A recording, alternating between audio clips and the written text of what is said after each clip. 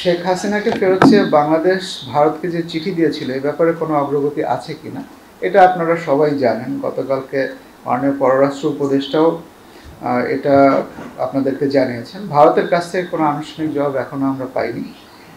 আপনারা জানেন যে প্রত্যর্পণ চুক্তির আওতায় সাবেক প্রধানমন্ত্রী শেখ হাসিনাকে ফেরত চেয়ে দিল্লির বাংলাদেশ হাইকমিশন থেকে ভারতের পররাষ্ট্র মন্ত্রণালয়ে কূটনৈতিক পত্র পাঠানো হয়েছে এবং ভারতের পররাষ্ট্র মন্ত্রণালয়ের মুখপাত্র পত্র প্রাপ্তির বিষয়টি অ্যাকনলেজও করেছেন।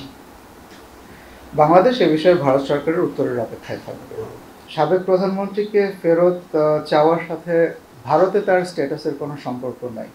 আমরা জানি দেখেই তো, এটা তো মানে জানতে চাওয়ার মতো কোনো কিছু না। সবাই জানে যে উনি ভারতে আছেন, এটা আবার আলাদা করে কেন জানতে চাইতে হবে?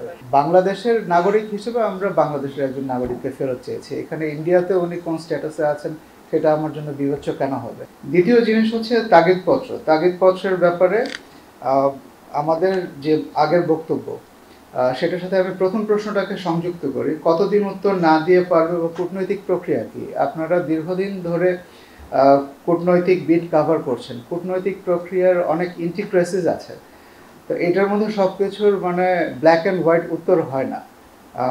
আমরা আমাদের অনুরোধ জানিয়েছি, আমরা ফেরত চেয়েছি, আমরা ভারতের উত্তরের জন্য অপেক্ষা করব। এর মাঝখানে কি হবে বা এটার কূটনৈতিক রীতিনীতি কি, এটা মানে আপনাদের জন্য ওপেন ফর ইন্টারপ্রিটেশন। কূটনীতির ধরা বাঁধা অনেক কিছুই থাকে না, এটা এরকম একটা পরিস্থিতি। আমরা এই মুহূর্তে ভারতের উত্তরের জন্য অপেক্ষা করছি। বাংলাদেশের অসংখ্য রোগী চিকিৎসার জন্য ভারতে যায়, অথচ ভারত ক্যান্সার পেশেন্ট সহ অন্যান্য ভিসা বন্ধ করে রেখেছে। এ ব্যাপারে কূটনৈতিক পর্যায়ে কোনো আলোচনা হচ্ছে কিনা? এই প্রসঙ্গে আপনাদেরকে জানাচ্ছি যে ভিসা ইস্যু করার এখতিয়ার সম্পূর্ণভাবে ভারতের। তাদের সাথে আলোচনায় আমরা জেনেছি যে ভারতের ভিসা সেন্টার খোলা আছে, তবে ভিসা সীমিত আকারে চালু আছে।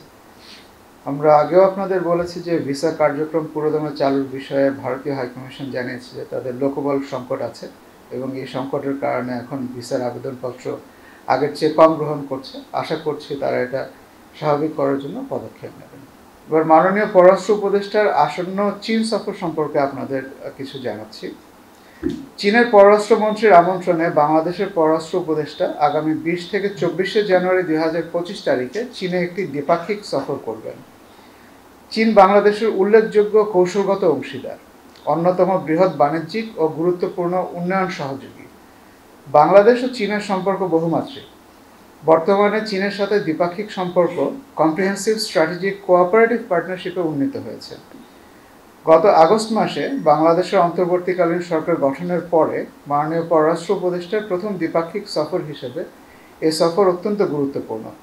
চীনের সাথে বাংলাদেশের দ্বিপাক্ষিক সম্পর্ককে আরও সুদৃঢ় ও গভীর করার লক্ষ্যে এই সফর একটি বড় সুযোগ।